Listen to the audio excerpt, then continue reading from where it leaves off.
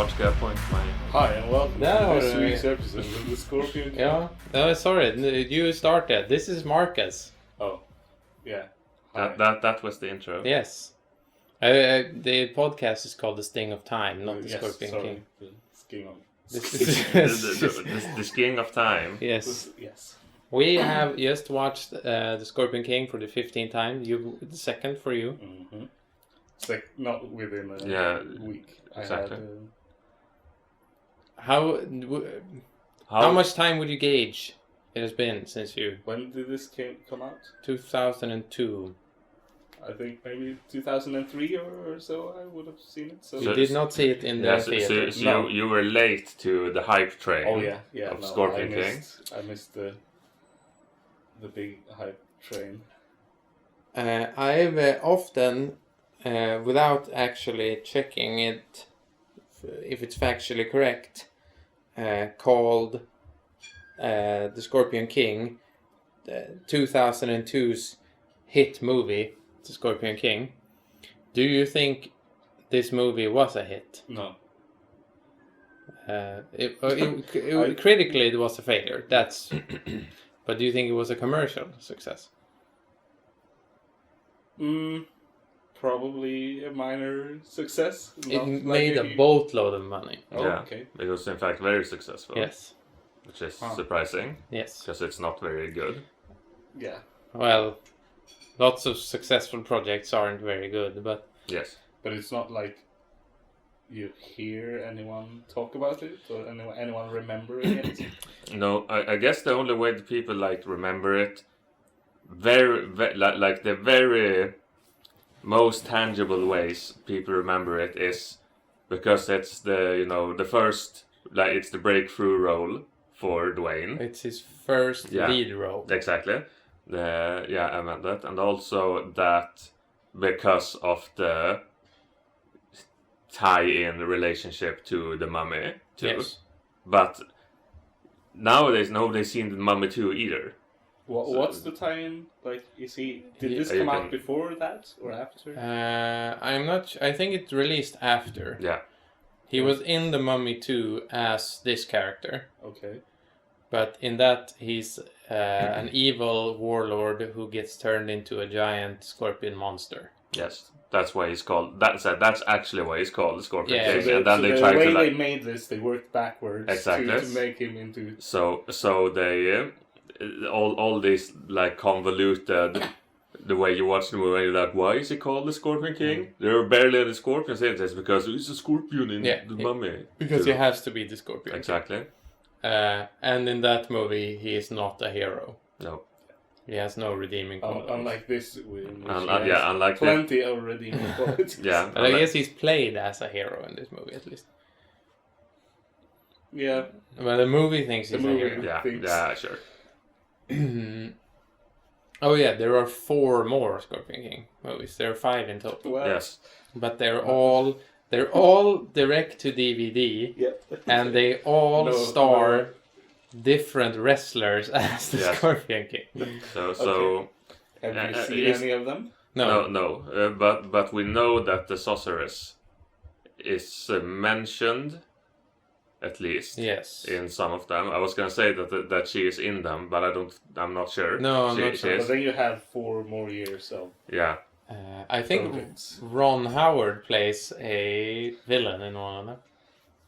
Okay. I mean, Why not? this movie could have done with a villain. yeah, Yes. because Memnon is This not a movie very is not doing anything. Me- He killed the guy. Memnon is not a very good villain. Chessman. No, His brother. Yeah, Yeah. Jessup. that's like the one thing. Is don't you find it a bit interesting that Matthias's motivation the entire movie is that he wants to kill Memnon as vengeance because he killed his brother, but then it ends with him becoming king, but he never says anything No, about. he says the exact opposite. I don't care. Whatever. Exactly. Fuck the people. So why does he become king at the end just by killing? When you kill the king, you become the king. Yeah, well, would you really How it want? works. I love my new army. They betray. Balthazar does say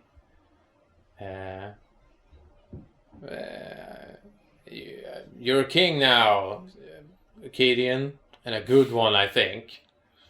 Why? So, Balthazar is also a great ruler. So. Yeah, but isn't Balthazar, objectively, as said in the movie, the king of nothing?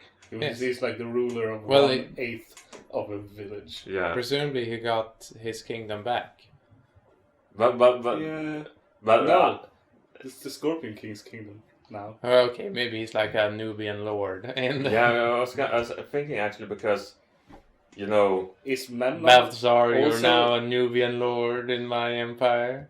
no, I was thinking more like when Is that not what you were thinking? no, it's not. I was thinking when Bo at the start of the movie says to Balthazar, "You are the king of nothing, Balthazar. You have no people," or like that kind of thing. Is that because they have been conquered or because they've all been killed? Conquered, presumably. Yes, because I think I've been kind of have had it in my head that they were just all killed, similarly to the Acadians. I assume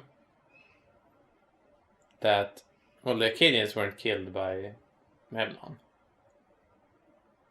So but this says you mean like that? Yeah, sure. But they are dead. They are dead. Yeah. They are definitely dead. But Why weren't they killed by Memnon? What makes you say that? because they were wiped out a long time ago. Well, maybe they think a long time ago was like 2 weeks ago. Well, okay, there's no proof either way. So you're making the positive claim that he definitely did kill the Acadians. No, I'm not. I'm making a neutral claim. Okay, that he maybe killed the Acadians. I was going somewhere with something. Yeah. Oh yeah, I thought crossed my mind where, who was king of Gomorrah before Memnon? And I assume it was old Conan. Yeah, Frenon or whatever his name is. Yes. Maybe. Yeah. Because Takmet seems would make sense Yeah, as to why Takmet would Bo would betray his father, because then he could get his life back. And because he seems really at home in the palace. It's it kind of tracks a little bit that he would be like, oh, finally I'm back with it, and that he loved being palace. Yeah, as long as he can be a prince, it's exactly. fine. So when they had to sit out in the Conan, tent or whatever, in the Tristram Cairnstones. exactly, he was like, yeah, I'm gonna kill Dad, just to get back to eat chicken in a weird room. Yeah. That's what it's all about. What did you think of the movie, Marcus? Yeah, so it's pretty boring. And basically, it's hard to describe because this is old movies, but it just feels like things are happening. Yeah, it's And definitely it's a like- things just happen movie. It's not that it doesn't follow, like each scene follows, like it's sort of logical, but it's like this. Is there any goal here? Yeah. Like there's no, like okay, his motivation is revenge, but it's like, well, he has some plan, but we don't know what Yeah. it is. So he's just running around in the desert and like, We've talked. So that what is happening? We have talked before, numerous times at this point. I think about how Matthias has zero arc in the movie. Yeah. Like he is exactly the same at the start as he is at the end, and he doesn't. He doesn't grow as a person or has some kind of revelation Yeah, about, no. and he's just exactly the same, and he's not a hero at all or anything. He just circumstantially gets put in something resembling that position, but there's nothing going on with it. The character is a complete nothing. Yeah, So, and that's fine. That could work. yeah, Like if you could make a funnier version of this where he was like really stupid and the movie knew that he was really stupid and didn't think he was super cool. And then it could work. Like when he is at the end, he's like, "Yeah, we'll make our own destiny," and Sorcerer's like, "No, yeah, well, There is that would be a a, funnier version. There is a... there are multiple discussions had about the movie how could have been." how do you easily make this another movie, because I don't know which episode we talked about this, but it's one thing to look at the movie and say, like, oh, I could. You sound pretty pretentious if you say, oh, I could definitely write a better movie. But they've like created a mold of a movie that makes all the wrong choices at all the very obvious points where you make correct choices. Yeah. So rewriting it into like a bad, okay movie is pretty easy. But I have a different way to watch this movie, which is sort of an outline theory that the sorceress is the bad guy. Yeah. That she has foreseen a way to finally be rid of Memnon that will put a king in place that will have her as the acting queen. Yeah, okay. So she puts it all into motion, and you know. Yeah. And in that way, it doesn't really matter that Matthias doesn't have an arc, because he's just a tertiary character. Exactly. It's actually the tragedy of Matthias the weak or whatever. I don't remember all the finer details of the sorceress conspiracy theory, but the more viewings I have of the movie, and the more I have to let it kind of gestate, it really starts making more and more sense. Because right from the beginning of the sorceress introduction, you have like she's obviously manipulating Matthias from the start, Yes.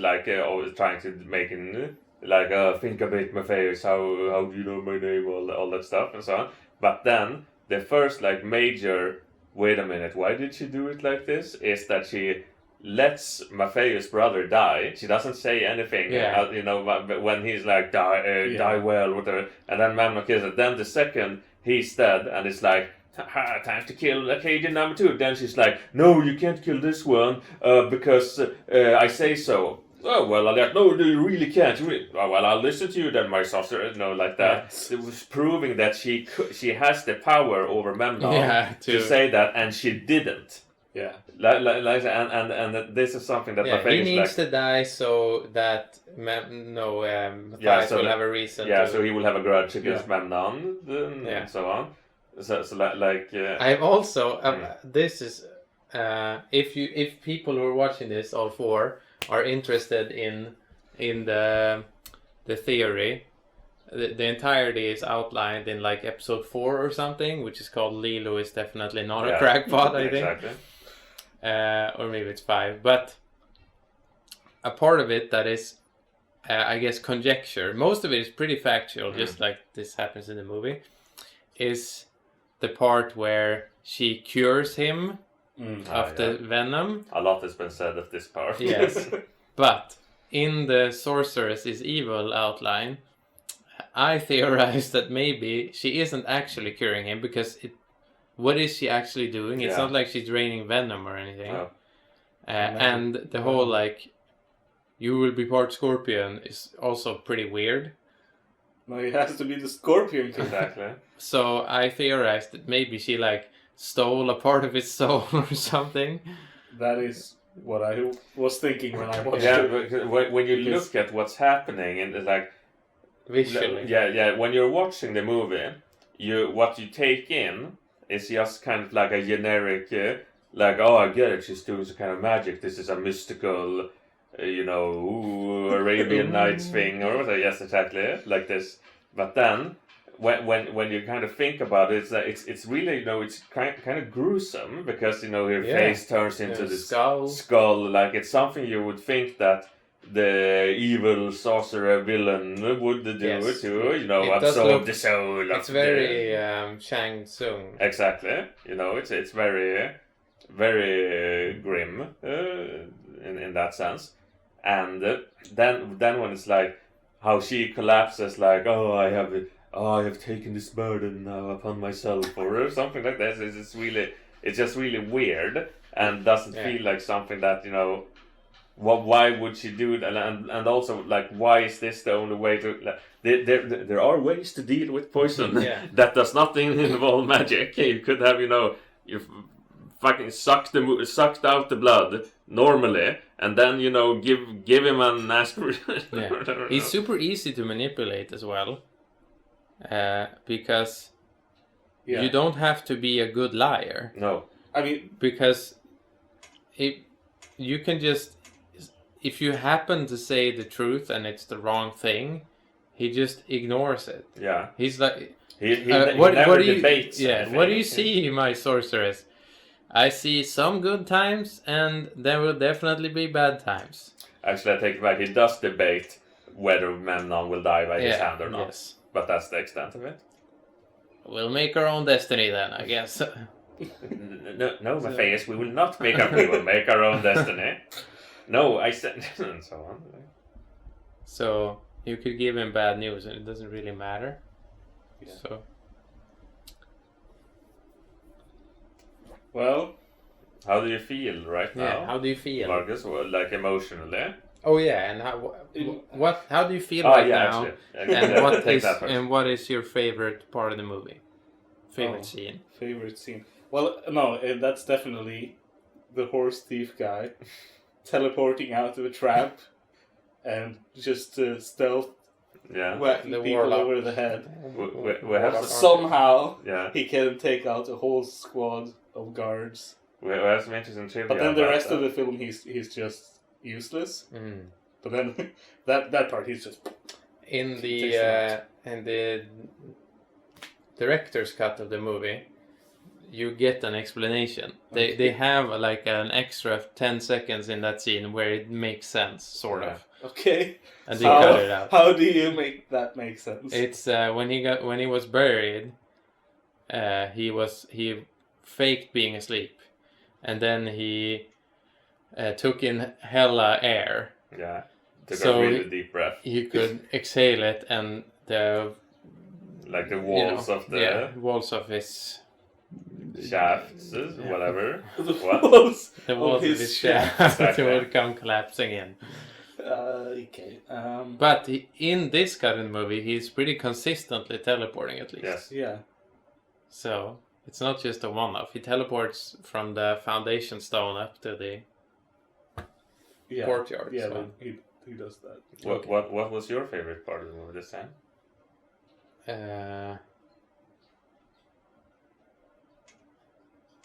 What was Oh it? yeah, okay. Okay. Okay. I think last time we watched the movie was the first time we thought about the line, "The first man to touch her will have to come through Yeah. me." And I was ready for it this time. And it's very funny. Yeah, it's very funny. It is. Great line. I mean, Hard to beat.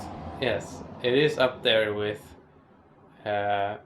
as long as one of us still draws breath, we will kill the sorceress or whatever. The sorcerer will The die. sorcerer will die.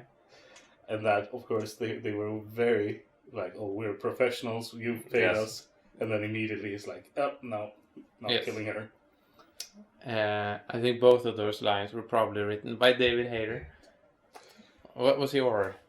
I think my favorite this time around was rather simply, but it was when when Memnon gets blown up, falls off the altar, whatever, because we were very intense, or rather, I was very intensely. Look at this, Marcus. Look how they were down here. They lit the fuse, and then as I felt I was really engaging with the scene in a way I haven't done in a while. So it became a lot more funny, the entire thing. How he yells and is like pulled back by a rope or whatever. Yeah. It's really, it looks very funny, Yes. amusing. So do you have different, does that change a lot Yes, with each you have viewing? you have to have It's, a new yeah, favorite. it's the favorite scene of the viewing. Exactly, of the Not of the viewing. movie. Yeah. And it's seldomly the same. Yes. I think it has been once maybe.